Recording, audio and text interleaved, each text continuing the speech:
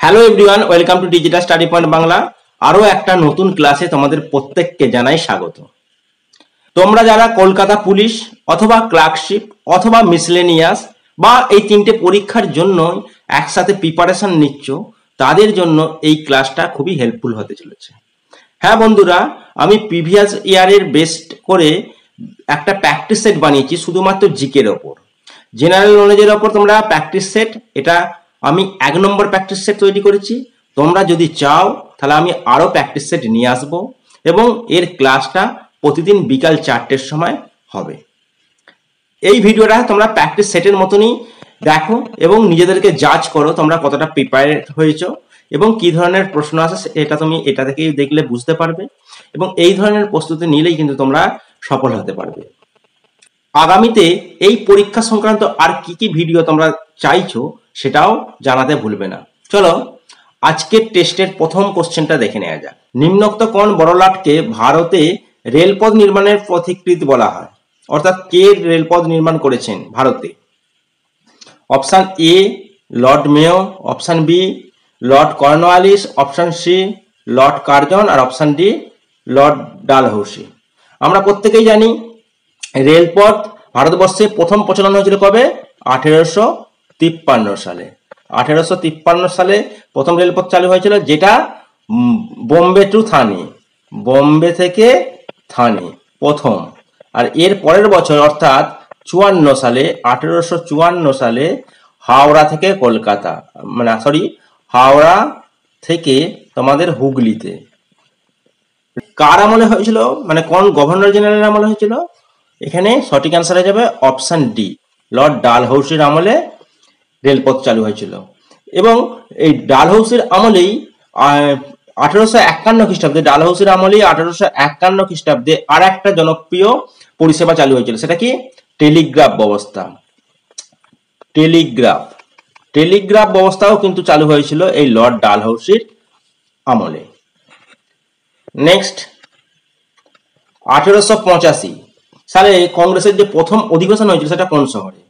আমরা জানি কংগ্রেসের প্রথম অধিবেশন অর্থাৎ কংগ্রেসের প্রতিষ্ঠাকালই 1885 এবং সেই বছরই প্রথম অধিবেশন বসেছিল কোথায়?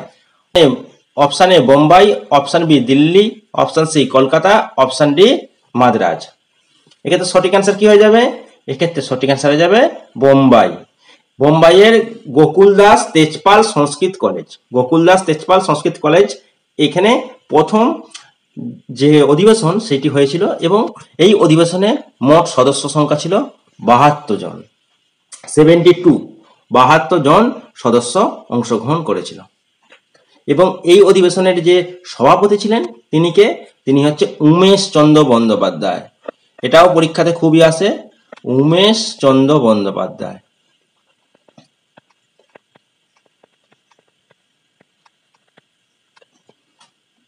নেক্সট দেখো,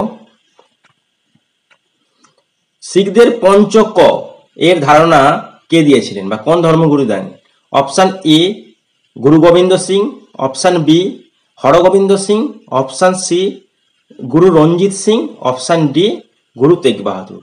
আমরা শিখদের গুরুদের আমরা জানি শিখদের মোট 10টা গুরু ছিল এবং সর্বশেষ যে গুরু তিনি হলেন গুরু Gobind Singh.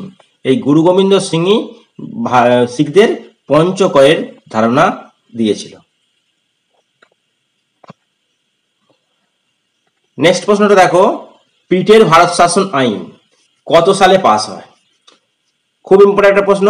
Option A 1748, option B 1784, option C 1884 আর অপশান ডি 1848। পিটের ভারত শাসন আইন প্রচলন হয়েছিল কত সালে? অপশান বি 1784 সালে পিটের ভারত শাসন আইন প্রচলন হয়েছিল। নেক্সট প্রশ্নটা দেখো, এসআই পদ্ধতিতে তাপমাত্রার একক কি? Option A degree, option B Fahrenheit, option C Celsius, option D Kelvin. SI পদ্ধতিতে তাপমাত্রার একক সঠিক অ্যান্সার হয়ে যাবে কেলভিন।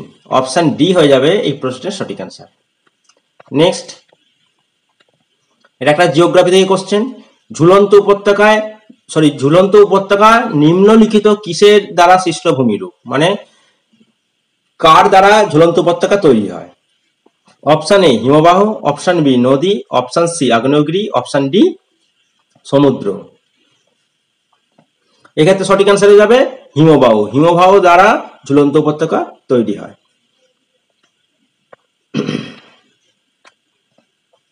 নেক্সট প্রশ্নটা দেখো, কেন্দ্রীয় সরকারের আইন বিষয়ক পরামর্শ দানের জন্য ভারতের সংবিধানে কোন পদ্ধতি তৈরি করা হয়েছে? অর্থাৎ কেন্দ্রীয় সরকারকে আইন বিষয়ে পরামর্শ দেওয়ার জন্য যে পদ্ধতি তৈরি হয়েছে, অপশন এ লোকসভার speaker, option B attorney general of India, option C supreme কোর্টের প্রধান বিচারপতি, option D advocate general of India. এক্ষেত্রে সঠিক অ্যান্সার হয়ে যাবে অ্যাটর্নি জেনারেল অফ ইন্ডিয়া। ইনি আইনি পরামর্শদাতা, এনাকে ভারতের আইনি পরামর্শদাতা বলা হয়, attorney general of India. Next প্রশ্নটা দেখো, নিচের কোনটি এককোষী প্রাণী নয়? এককোষী প্রাণী নয় বলা হয়েছে। অপশন এ ফিতাকৃমি, অপশন বি নীলাভ সবুজ শৈবাল, option C bacteria, option D amoeba. আমরা জানি অ্যামিবা এককোষী প্রাণী, ব্যাকটেরিয়া এককোষী প্রাণী এবং নীলাভ সবুজ শৈবালও এককোষী প্রাণী। তাহলে এককোষী প্রাণী নয় কোনটা? ফিতাকৃমি। অপশন এ হয়ে যাবে এই প্রশ্নের সঠিক অ্যান্সার। তারপরটা দেখো, ছত্তিশগড় রাজ্যের রাজধানীর নাম কি? খুবই একটা সহজ প্রশ্ন। ছত্তিশগড় রাজ্যের রাজধানীর নাম option A Jabalpur, option B Raipur, option C Bhopal আর অপশন ডি বিলাসপুর। এক্ষেত্রে সঠিক অ্যান্সার কি হয়ে যাবে? এক্ষেত্রে সঠিক অ্যান্সার হয়ে যাবে অপশন বি রায়পুর, ছত্তিশগড়ের রাজধানী। এবার ভোপাল কোন কোথার রাজধানী? ভোপাল হচ্ছে মধ্যপ্রদেশ। ভোপাল মধ্যপ্রদেশের রাজধানী হচ্ছে ভোপাল। নেক্সট, স্প্রিং তুলার মাধ্যমে বস্তুর কি পরিমাপ করা হয়? অপশন এ অভিকর্ষজ ত্বরণ, অপশন বি ভার, অপশন সি ভর আর অপশন বি বল। এক্ষেত্রে সঠিক অ্যান্সার কি হবে? স্প্রিং তুলা যন্ত্রের সাহায্যে আমরা ওজন পরিমাপ করি। ওজন বলতে ওয়েট কে বলা হয়, অর্থাৎ ভার। বস্তুর ভার মাপা হয় স্প্রিং তুলা যন্ত্রের সাহায্যে, আর তুলা যন্ত্রের সাহায্যে ভর মাপা হয়। বস্তুর সাধারণ তুলা যন্ত্রের সাহায্যে ভর মাপা হয়। নেক্সট, নিম্নলিখিত কোন সম্রাট বাংলার আকবর নামে পরিচিত ছিল? বাংলার আকবর নামে কে পরিচিত? Option A Barakar Shah, option B Hussain Shah, option C Ilyas Shah আর অপশন ডি হুমায়ুন শাহ। এক্ষেত্রে সঠিক অ্যান্সার হয়ে যাবে অপশন বি, হুসেন শাহকে বাংলার আকবর বলা হয়। নেক্সট দেখো, আবার একটা ভূগোল থেকে প্রশ্ন, নীলগিরির উচ্চতম শৃঙ্গের নাম কি? অর্থাৎ নীলগিরি পর্বতের উচ্চতম শৃঙ্গ বা সর্বোচ্চ শৃঙ্গের নাম। Option A Parasnath, option B Sahyadri, option C Agasthyakoodam আর অপশন ডি দোদাবেতা। এক্ষেত্রে সঠিক অ্যান্সার হয়ে যাবে নীলগিরির সর্বোচ্চ শৃঙ্গ দোদাবেতা। অপশন ডি হয়ে যাবে এই প্রশ্নের সঠিক অ্যান্সার। তারপরে দেখো নেক্সট প্রশ্নটা, পল্লব বংশের শ্রেষ্ঠ সম্রাটকে? অপশন এ প্রথম রাজরাজ, অপশন বি তৃতীয় গোবিন্দ, অপশন সি দ্বিতীয় পুলকেশী আর অপশন ডি নরসিংহ বর্মন। বলো কোনটা হয়ে যাবে? পল্লব বংশের শ্রেষ্ঠ সম্রাট অপশন ডি নরসিংহ বর্মন।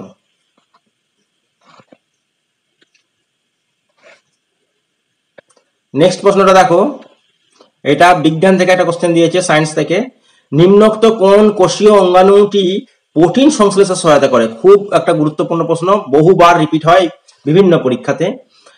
সংশ্লেষকারী যে অঙ্গাণু সেটি কি হবে? Option A centriole, option B ribosome, option C lysosome আর অপশন ডি কোষগহ্বর।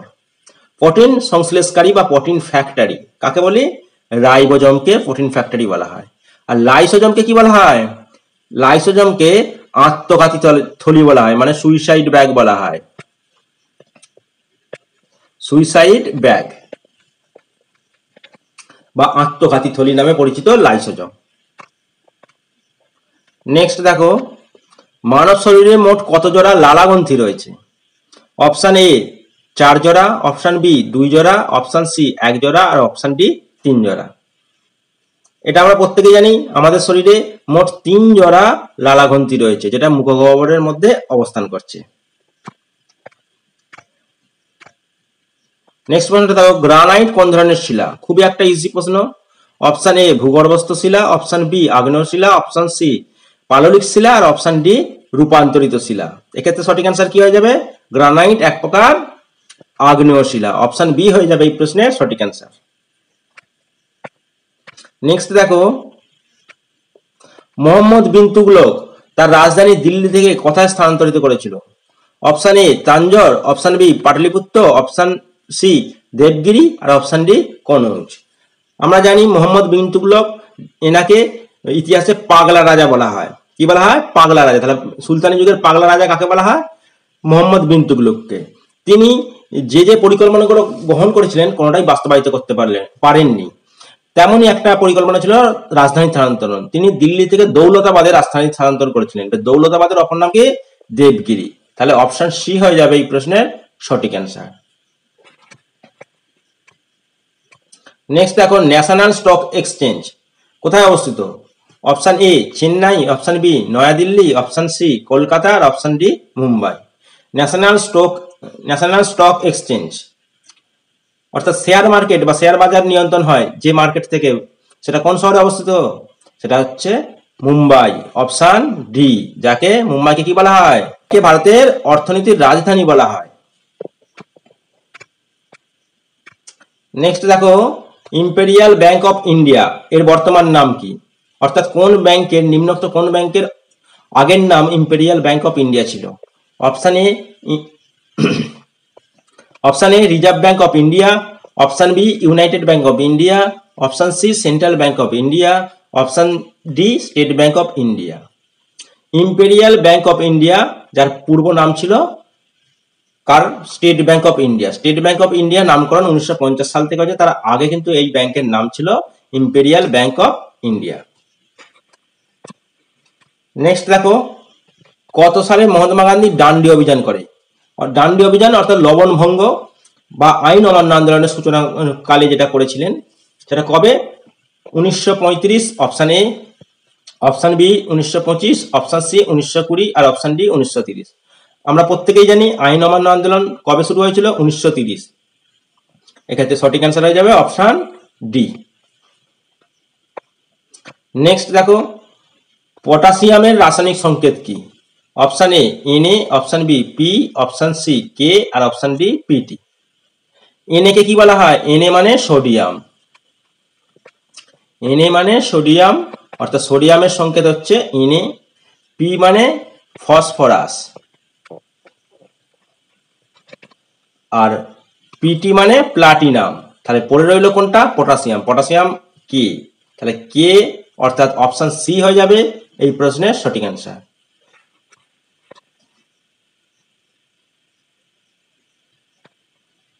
নেক্সট দেখো, মোহাম্মদ বিন তুগলক তার রাজধানী কোথা থেকে কোথা স্থানান্তর করেছিলেন? আচ্ছা, এই কোশ্চেনটা ডবল হয়ে গেছে, আমি তো বলে দিয়েছি অপশন সি অর্থাৎ দেবগিরিতে তিনি রাজধানী স্থানান্তর করেছিলেন।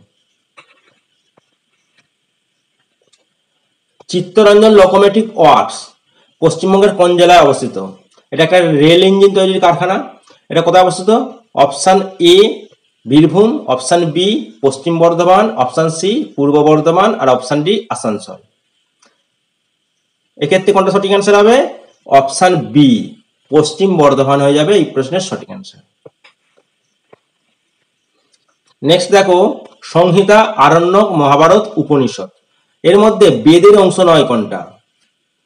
Option A Upanishad, option B Aranyaka, option C Samhita আর অপশন ডি মহাভারত। বেদ কোনটা নয়? আমরা জানি মহাভারত একটা মহাকাব্য। তাহলে অপশন ডি হয়ে যাবে এখানে সঠিক অ্যান্সার। নিম্নোক্ত কোনটি তরল ধাতু?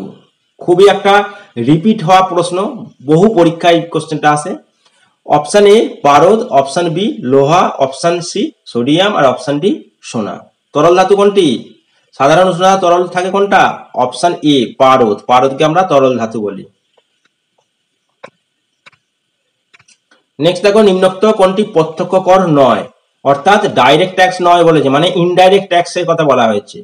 Option A GST, option B corporation কর, অপশন সি আয়কর আর অপশন ডি সম্পত্তি কর।